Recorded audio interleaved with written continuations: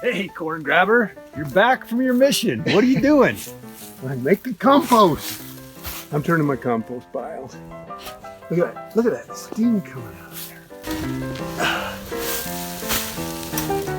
there. You heard about this deal? Laurel Parkinson needs some videos on gardening to send out to the ward. So is he gonna get someone that knows what they're talking about? I don't think so. So far, they've all just been hacks. Oh, okay. Oh my heck! Someone's been stealing my compost. Look at this. Who would steal compost? This is the best compost. Look at that. This is the best compost in all of Utah, right there. What's this? Oh my heck, look at that. What is that? Looks like straw. It's straw. I never put straw in my compost. Who could that Someone be? who put straw in their compost? Can't believe it. Who would put straw in compost? It would have to be someone who doesn't know how to make good compost, and I guess someone who understands the value of good compost. So anyway, what does Laurel want us to? Does he want us to do something? What does he want us to do?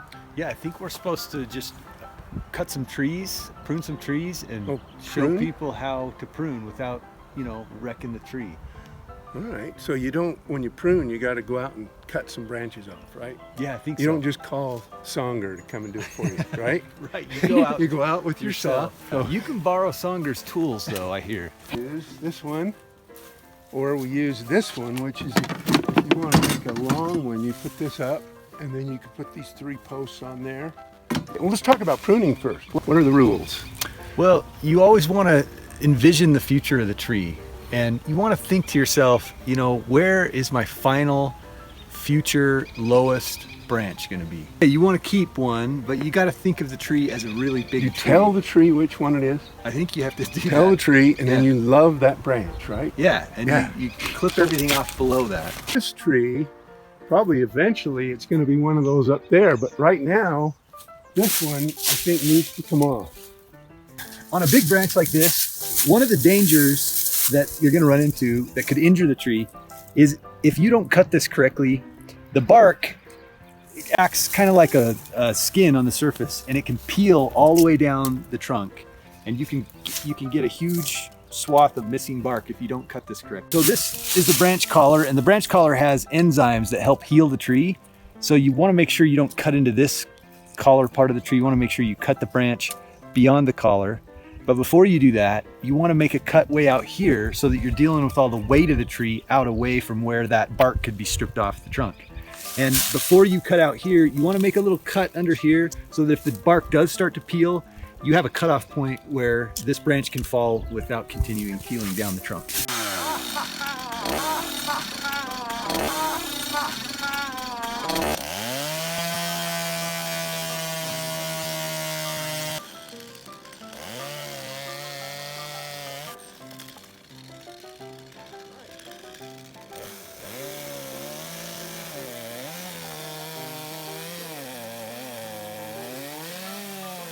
A lot of times you'll be mowing around your yard and you'll have a branch that's kind of just hanging a little too low, and maybe it's not a branch you want to take off, but you just want to cut it back or cut it up a little bit.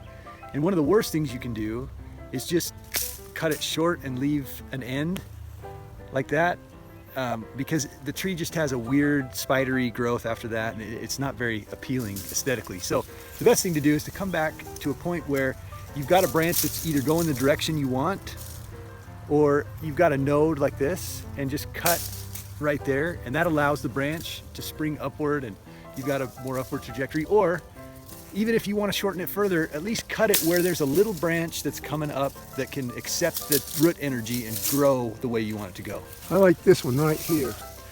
Right here? Yeah, So, like that. beautiful. Do you have any of those big pruners? Big pruners? Big pruners? Pruners, you mean like big pruners? I think I do. I think they're in the shed.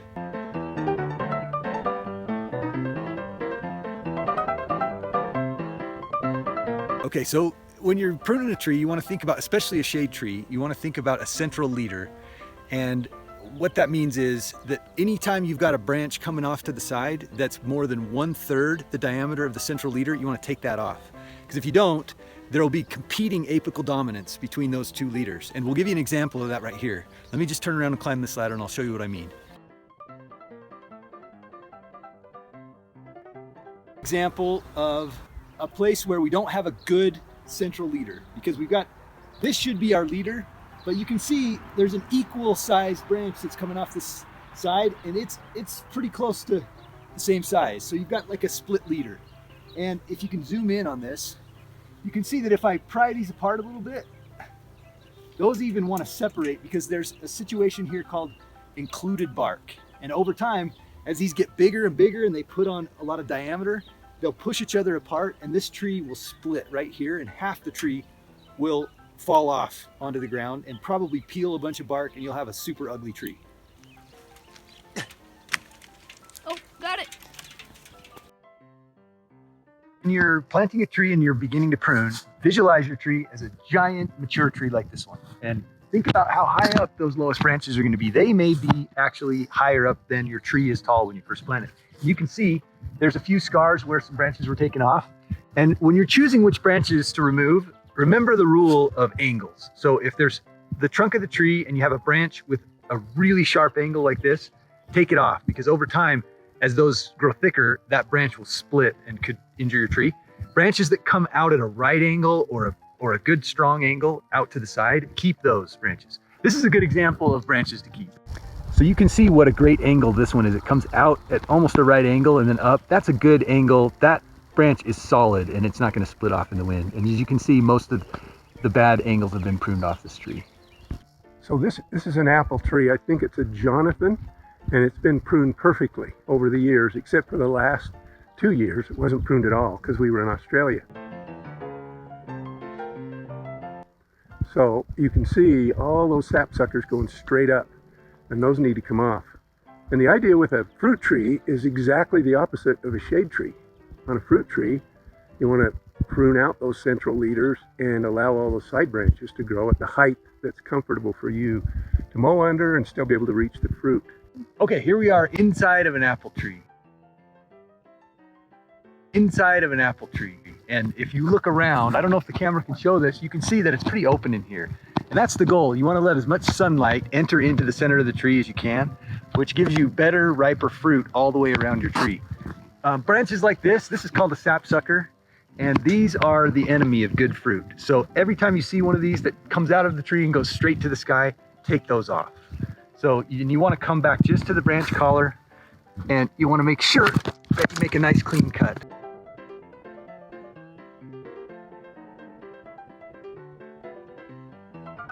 Here we have a dead branch on this apple tree, and this is a concern because there's no bark to protect from moisture and disease entering into the tree through that dead branch. So you want to take those off and allow the tree to heal over that spot.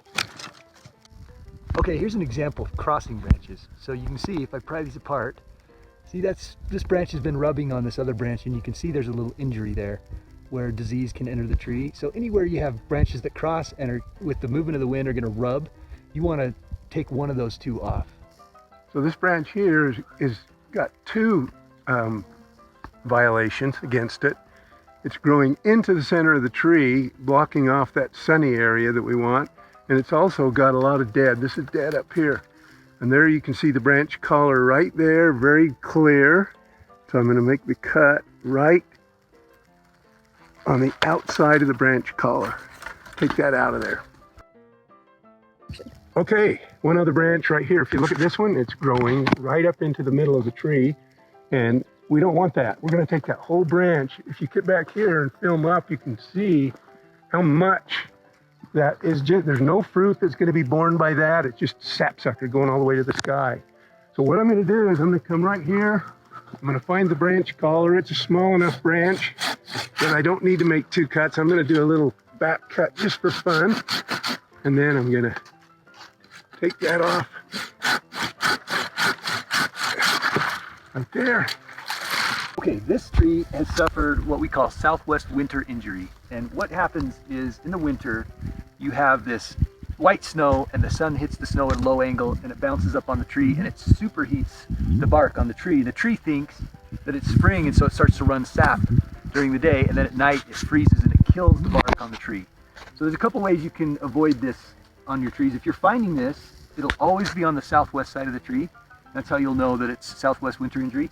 And there's three things you can do. You can either wrap the tree with a approved nursery tree wrap, but make sure you unwrap it during the summer because pests can get behind that wrap and bore into the tree and cause problems. And moisture, and you can get mildew on the trunk and things that will hurt your tree. So make sure they get unwrapped for the summer. The second thing you can do is you can paint it with a white paint. And if you just get 100% latex paint and kind of water it down and paint it on, that works pretty good. The third thing, and this is the cure that I like the best, is you can just take a couple of posts and drive them in the ground here to shade the tree, and maybe put something between them like a 2x4 or something, so that during the hottest part of a winter day on that southwest it's shaded, and that'll keep the sap from activating. Okay, some trees will have a tendency to send suckers up from around the base of the tree, and these are just kind of ugly, and so you want to prune these off. This is an autumn blaze maple. And it's interesting because some autumn blaze maples will just be clean with no suckers, but every once in a while you'll get one, and just below the graft, it just wants to send all kinds of shoots up. So every year or two, you want to just come in and cut these real clean. And the cleaner you cut these, the less likely you'll be to get more suckers in the future.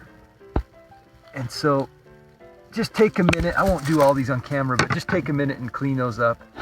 And that'll keep your tree looking a lot better.